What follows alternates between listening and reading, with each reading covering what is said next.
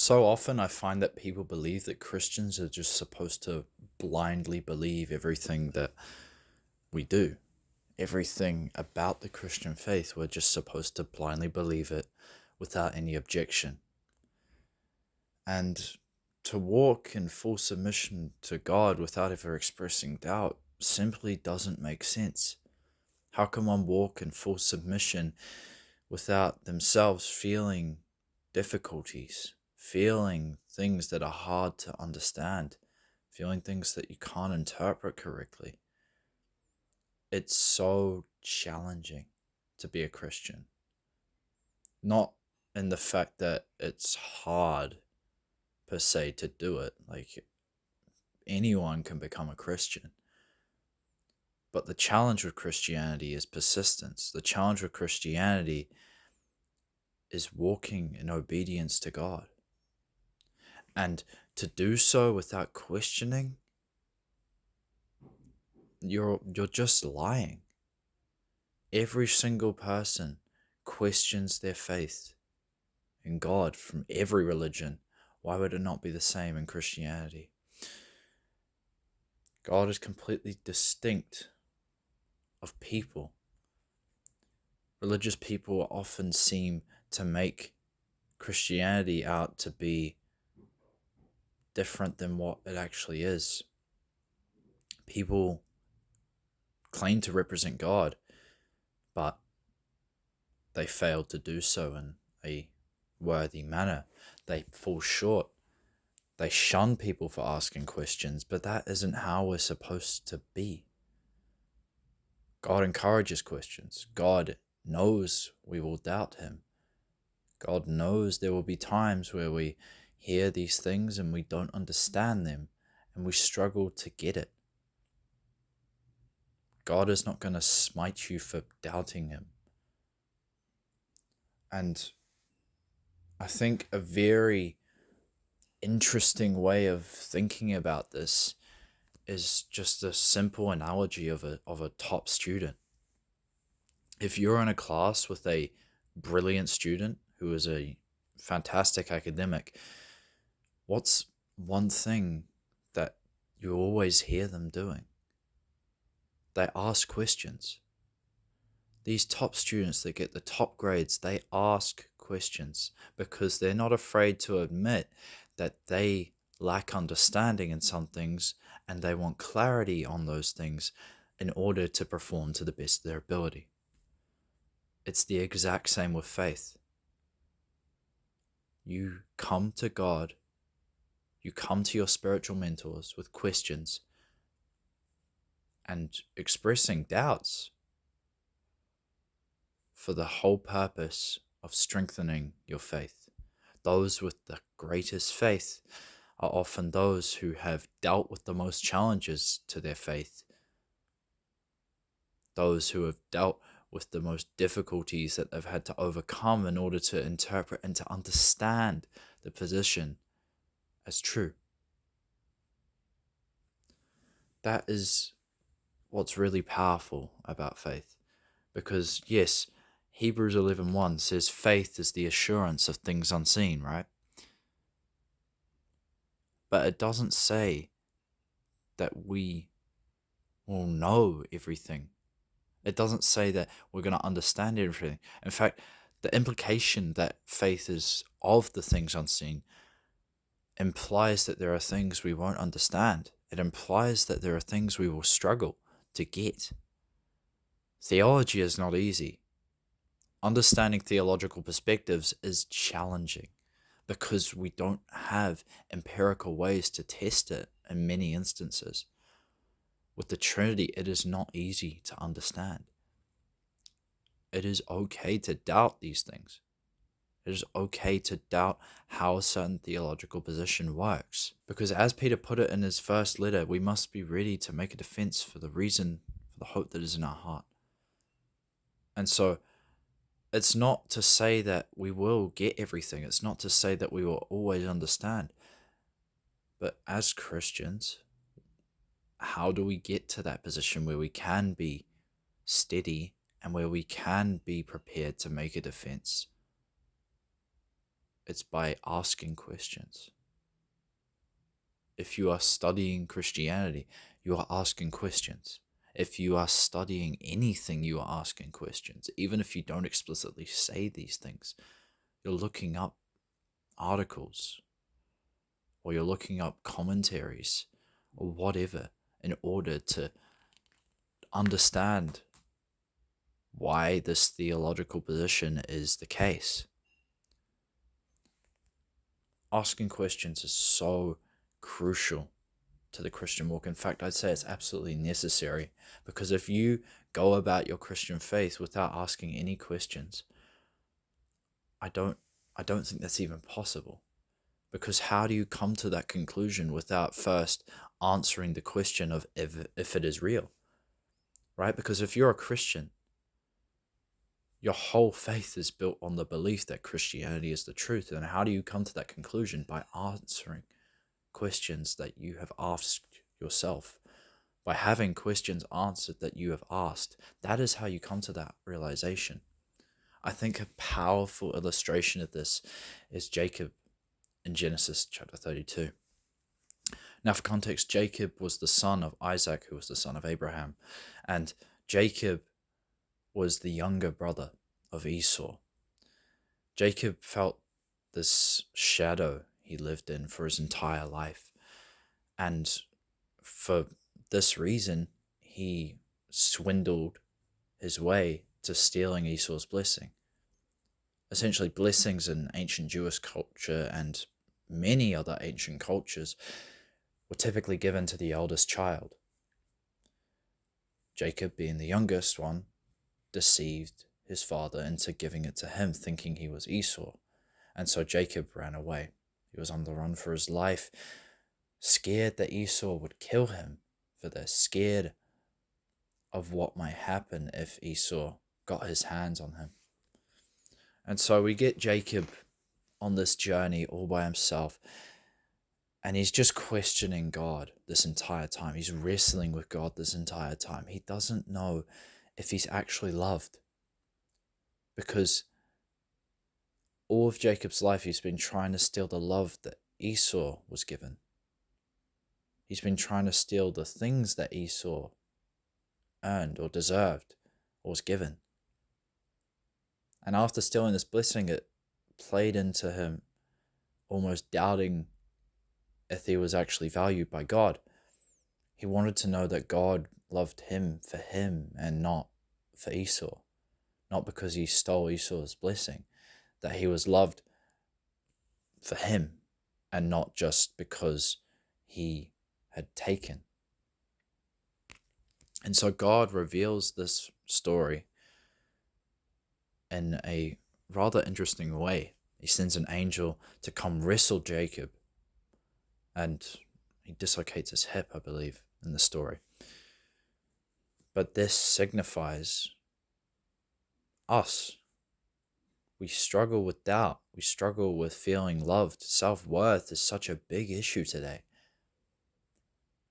And in this story, God renames Jacob to the name that would be the name of the entire Hebrew people for generations to come, Israel. Jacob is renamed to Israel, which literally means to wrestle with God. And so if we are Christians, by adoption into Christ's family, we are children of Israel, which means we too wrestle with God. We too wrestle with struggles and doubts. We too are struggling, as Jacob was, to feel valued. Do we understand our value? Well, it's hard to know sometimes. Sometimes it feels like we're worthless. But God assures us that we are fully valued, that we are made in his image, and that each human life has implicit value. This story shows that God is okay with us questioning. He wants us to be assured in our faith and to be strengthened in it. He doesn't want us to have a weak faith, because a weak faith is one that doesn't ask questions or that doesn't seek answers to those questions. So many people leave the faith because they're afraid to ask questions, because the questions that they ask are not asked to the right people.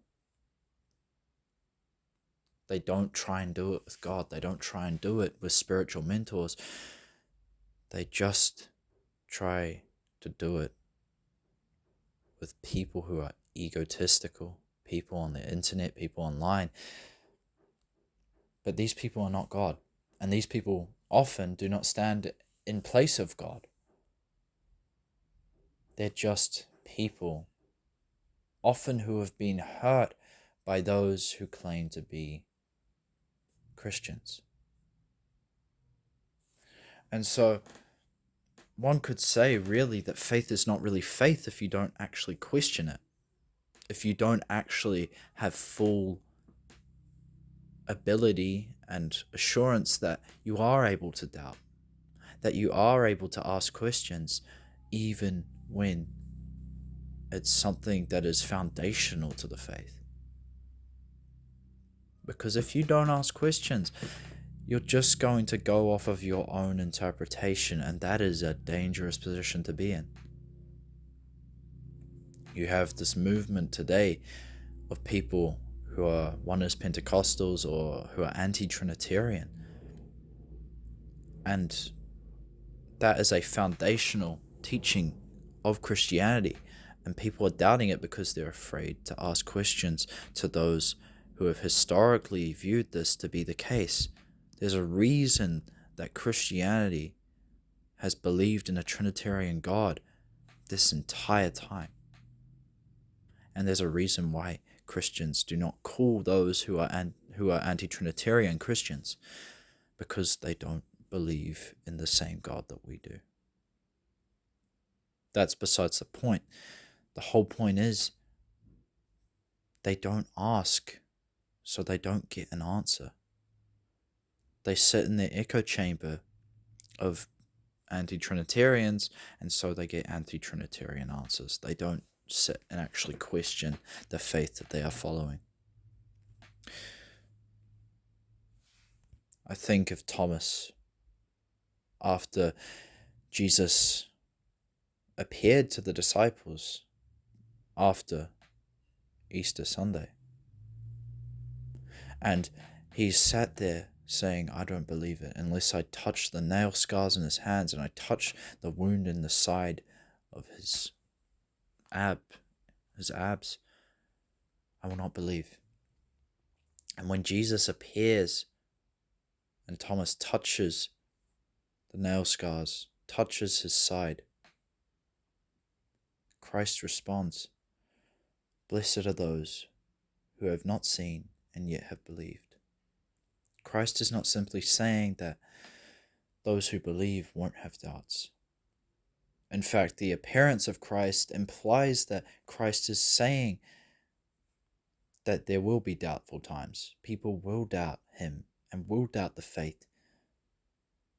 I mean, you've got to remember, Thomas was a disciple. He would have followed Jesus and followed his teachings, but even he still doubted. Christ is saying that it's okay to doubt. And he's saying that we will not have the fullness of knowing him and having him fully in body form. We can't sit down and actually talk with Jesus side by side with us. We can have conversations like it. We can speak to Jesus. But the way in which he speaks to us is not like how a person does now.